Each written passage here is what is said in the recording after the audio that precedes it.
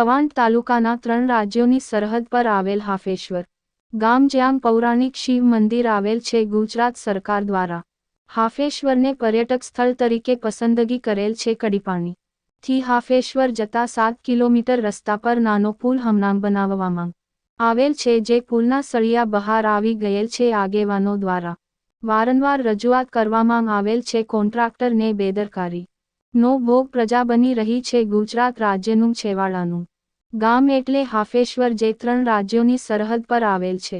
હાફેશ્વર ગામે આવેલ પૌરાણિક શિવ મંદિર, જેનો ગુજરાત સરકાર દ્વારા પર્યટક સ્થળ તરીકે પસંદગી પામેલ છે, જ્યાં 10 કરોડ રૂપિયા પણ વિકાસ માટે ફાળવવામાં આવેલ છે. કડીપાણીથી હાફેશ્વર 7 કિલોમીટરનો રસ્તો, જે સંપૂર્ણ જર્જરિત હાલતમાં છે. ગત વર્ષે જ હાફેશ્વર જતા 3 નાના પુલ બનાવવામાં આવેલ છે.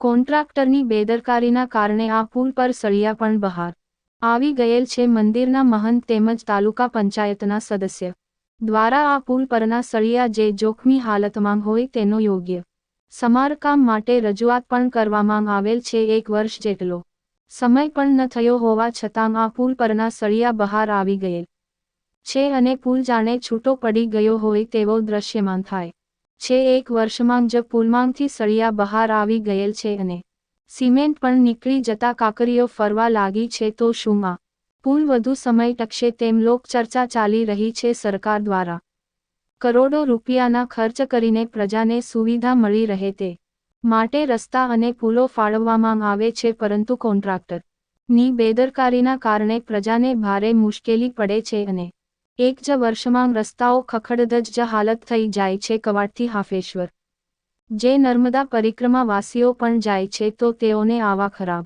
રસ્તા પર પથ્થરોના કારણે ભારે જહમત ઉઠાવી પડે છે. હાફેશ્વર ગામ જ્યાં મધ્યપ્રદેશ, મહારાષ્ટ્ર અને ગુજરાત આમ 3 રાજ્યોની પ્રજા દર્શનાર્થે આવતી હોય છે. આ પુલિયા ચોમાસામાં વરસાદના વેનમાં વારંવાર ધોવાઈ જતા હોય છે. તો શું આ હાલમાં જ બનેલો નાના પુલ ચોમાસા દરમિયાન પાણીના જોર સામે ટકી શકે તેમ લાગતું નથી. ગુજરાત સરકાર દ્વારા હાફેશ્વરને પર્યટક સ્થળ તરીકે વિકસાવવા માટે 10 કરોડ રૂપિયાની ગ્રાન્ટ પણ ફાળવેલ છે, પરંતુ આ ગ્રાન્ટમાંથી કયા કામો થવાના છે તેની માહિતી ગામના સરપંચ કે તાલુકા સદસ્યને પણ નથી. હાલમાં ચૈત્રી માસ ચાલુ થયો ત્યારે હાફેશ્વર ઘણા ભક્તો નર્મદા નદીમાં નાહવા અને શિવ મંદિરે દર્શન કરવા માટે જતા હોય છે, પરંતુ સરકારી બસો જે 5 સમયે હાફેશ્વર જતી હતી તે માત્ર 1 જ વાર હાલમાં આવે છે, જેના કારણે ભક્તો ભારે તકલીફ પડી રહી છે. તેમ મંદિરના મહંતે એસટી વિભાગમાં વારંવાર રજૂઆત કરવા છતાં કોઈ ધ્યાન આપતા નથી. પુલ પર ભ્રષ્ટાચાર કરનાર કોન્ટ્રાક્ટરને બ્લેકલિસ્ટ કરવા જોઈએ તેવી પ્રજા માંગ છે.